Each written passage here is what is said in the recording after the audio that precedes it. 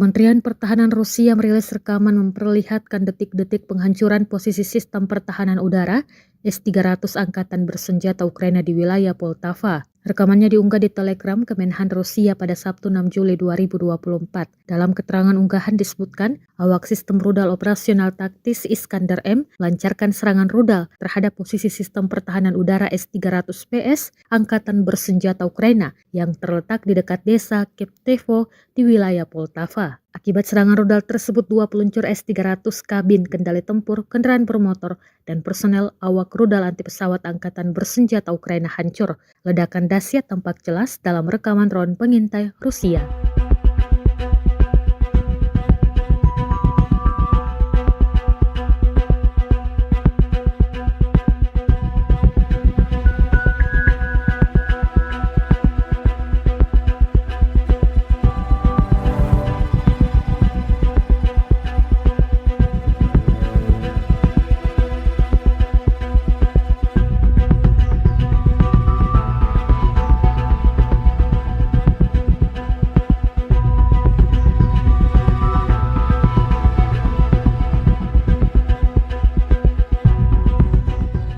Download Tribun X sekarang, menghadirkan lokal menjadi Indonesia.